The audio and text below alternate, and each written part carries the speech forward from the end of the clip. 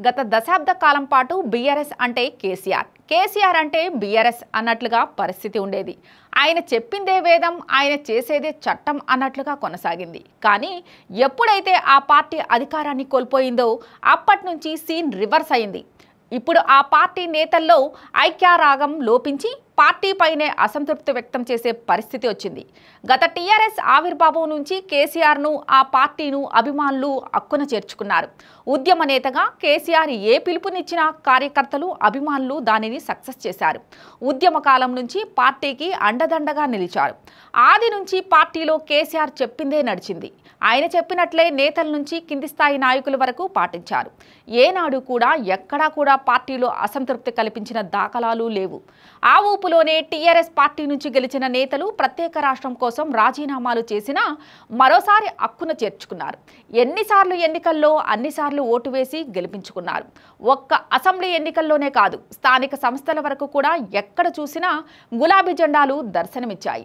ఉద్యమ సమయంలో ఉద్యమాన్ని ఉవ్వెత్తున తీసుకెళ్లడంలోనూ కేసీఆర్ ఇచ్చిన సలహాలు, సూచనలు పాటిస్తూ ముందుకు సాగారు.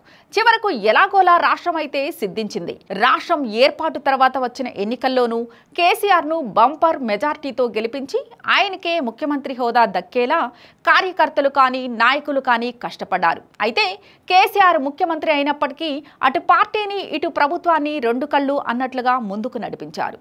ముఖ్యమంత్రి బాధ్యతలు నిర్వహిస్తూనే ఏనాడు పార్టీని ఆయన నిర్లక్ష్యం చేయలేదు. పార్టీ ఊపును మాత్రం అలాగే కొనసాగించారు. అలా కార్యకర్తలు, నాయకులు కూడా పార్టీని భుజాన వేసుకుని రెండుసార్లు అధికారంలోకి తీసుకొచ్చారు. అయితే 10 ఏళ్లు అధికారంలో ఉన్న సమయంలో బీఆర్ఎస్ నేతల్లో ఓ ప్రచారం ఉంది. ఆ 10 ఏళ్ల కింద స్థాయి కార్యకర్తలను, నాయకులను అటు బీఆర్ఎస్ అధినేత కేసీఆర్ కానీ, వర్కింగ్ ప్రెసిడెంట్గా ఉన్న కేటీఆర్ కానీ, ఇతర ముఖ్య నేతలు పెద్దగా పట్టించుకోలేదని అపవాదు ఉంది. ముఖ్యమంత్రి నుంచి మంత్రుల వరకు ఎవరూ పెద్దగా ఐడెంటిటీ ఇవ్వలేదనే అభిప్రాయం ఇప్పటికీ చాలా మంది నేతల్లో నాటుకుపోయింది.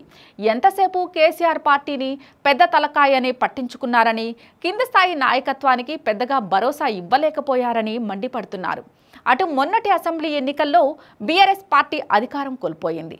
అప్పటి నుంచి అధినేత కేసీఆర్ కూడా తన ఫామ్ హౌస్ వదిలి ఇంతవరకు బయటకు వచ్చింది లేదు. కార్యకర్తలకు ధైర్యం కల్పించింది లేదు. కనీసం ఓటమిపై సమీక్షలు చేసింది లేదు. దాంతో పార్లమెంటు ఎన్నికల్లోనూ అలాంటి చేదు ఫలితాలనే చవిచూడాల్సి వచ్చింది. కనీసం ఒక్క సీటును కూడా గెలుచుకోలేకపోయింది. దాంతో క్యాడర్లో మరింత అసంతృప్తి పెరిగింది. 2 ఎన్నికల ఫలితాల్లోనూ పార్టీకి ఊహించని ఫలితాలు వచ్చినప్పటికీ పార్టీ పెద్దగా పట్టించుకోకపోవటం ఏంటని చాలా వరకు బీఆర్ఎస్ నేతల్లో ఆందోళన కనిపించింది. అటు నామినేటెడ్ పదవుల్లోనూ అన్యాయం జరిగిందనే అభిప్రాయం వారిలో ఉంది. కనీసం నేతలను కలిసేందుకు కూడా సమయం ఇవ్వలేదని ఆరోపణలు వస్తున్నాయి. కట్ చేస్తే రాష్ట్రంలో మరికొద్ది రోజుల్లో స్థానిక సంస్థల ఎన్నికలు రాబోతున్నాయి. బీసీ కులగణ పూర్తయ్యాక ఎన్నికలు నిర్వహించేందుకు ప్రభుత్వం సిద్ధమవుతోంది. ఈ క్రమంలో పార్టీ క్యాడర్ను సన్నద్ధం చేసేందుకు బీఆర్ఎస్ నిత్యం జిల్లాల వారీగా సమీక్షా సమావేశాలు నిర్వహిస్తోంది. అయితే వీటికి కూడా కేటీఆర్ ప్రాతినిధ్యం వహిస్తున్నారు. అంతే తప్ప కేసీఆర్ వచ్చి కార్యకర్తలకు భరోసా ఇవ్వలేకపోతున్నారు. ఇదిలా ఉండగా అధికారంలో ఉన్నప్పుడు తమను పట్టించుకోలేదని సెకండ్ క్యాడర్ లీడర్లు ఇప్పుడు పార్టీపై అసంతృప్తి చెబుతున్నారు. అధికారంలో ఉన్నప్పుడు తాము గుర్తుకు రాలేదని, ఇప్పుడు పార్టీ ఓడిపోవడంతో గుర్తుకు వచ్చాము అని వారి మధ్య చర్చ నడుస్తున్నట్లు టాక్. అప్పుడు గుర్తించకుండా ఇప్పుడు సమావేశాలకు పిలిస్తే ఎలా వస్తామని బాహాటకంగానే ప్రశ్నిస్తున్నట్లు సమాచారం. అధికారం శాశ్వతం కాదని, కార్యకర్తలు, నాయకులే పార్టీకి ముఖ్యమన్న విషయాన్ని గుర్తించాలని సమావేశాలకు రాకుండా ఉండిపోతున్నారని తెలుస్తోంది. మరోవైపు నిన్న హన్మకొండ జిల్లా నేతలతో సమావేశమైన కేటీఆర్ సైతం ఆసక్తికర వ్యాఖ్యలు చేశారు. గత 10 ఏళ్లలో కార్యకర్తలను పట్టించుకునే అంశం నిజమేనని, మరోసారి అలాంటి తప్పు రిపీట్ కాకుండా చూసుకుంటామని పిలుపునిచ్చారు. పార్టీకి జవసత్వాలు తీసుకొద్దామని కోరారు. కార్యకర్తలు, నాయకుల్లో ఒక్కసారిగా ఇంతటి అసంతృప్తి రావడానికి నేతలకు కూడా ఇప్పుడిప్పుడే అర్థమవుతున్నట్లుగా కనిపిస్తోంది.